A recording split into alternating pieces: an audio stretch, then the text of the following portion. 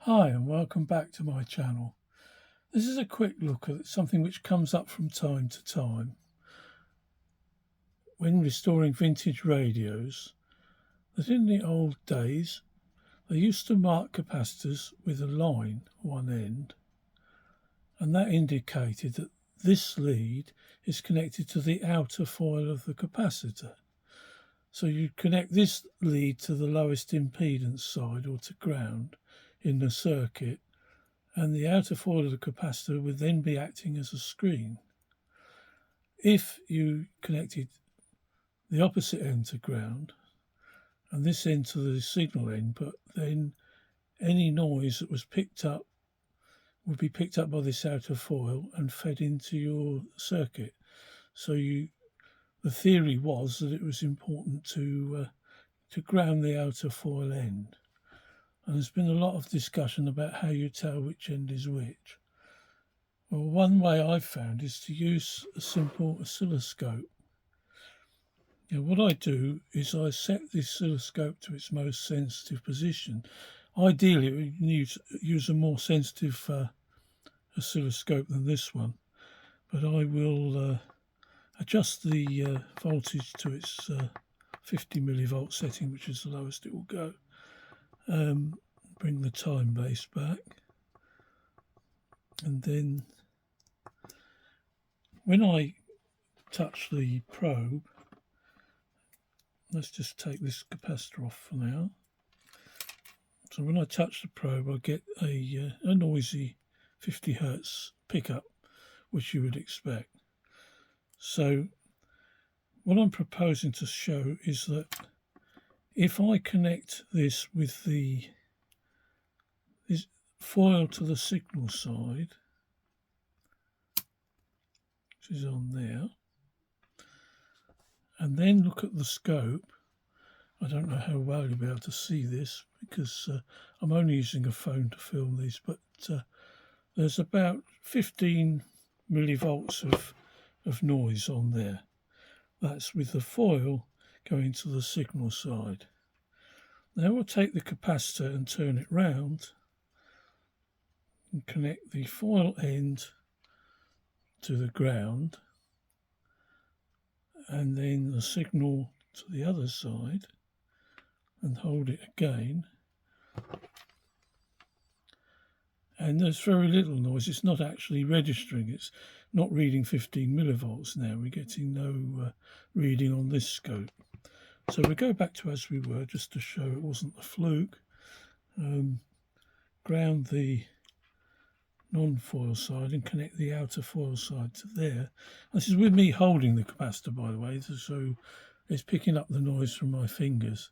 And there we are back. We've got 16 millivolts that time, depending on how I hold it and what conditions are.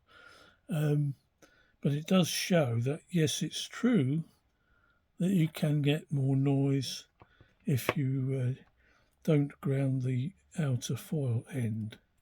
So we take another capacitor and we want to find out which is the outer foil end. If I ground that side and put the probe on there, I'm now getting, again, it's not reading, although there seems to be some ripple showing. Oh, there we are. We are getting a bit of noise there, a bit temperamental, but yeah, about 16 millivolts again. Now if I take that off and turn it round,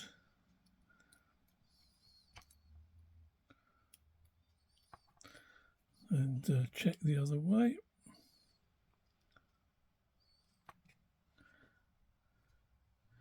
now it's not reading at all. So that shows that the noise level is a lot less than it was. Scope's probes are a bit temperamental. But yeah, although I am seeing something there again, it's not showing up on the readings as noise. So we turn it round just to show it.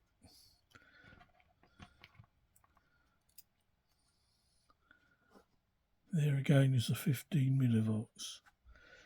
Right, keep that capacitor that way around. Back to this one, 16 millivolts.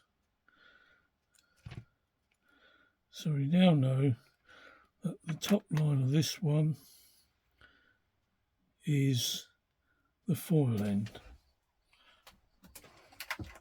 I can get a Sharpie or something like that and mark that end.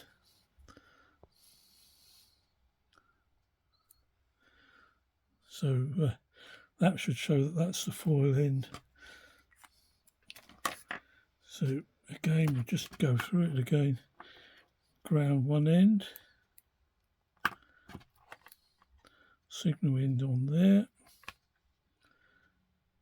15 millivolts. That's with the foil end going to the signal. Ground the foil end, signal on there.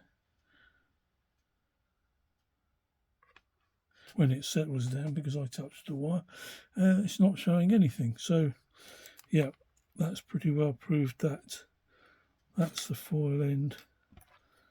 And we connect this one, the original one, back on. Foil end going to signal, 15 millivolts. So you can easily tell which way round foil is with a sensitive oscilloscope. If you're holding the capacitor and you connect one end to ground and one end to the signal, if you've got the signal going to the foil side, you'll see a tiny amount of noise, and then you can mark your capacitors with the foil. The other question is, does it matter? It's very debatable. If you look at these capacitors, look at the difference in the size. So yes, you might pick up a bit of noise if you put this one the other way around, but it's much, much smaller than that. So it's quite likely that it wouldn't make so much difference as it would have done in the old days. Modern capacitors are better quality.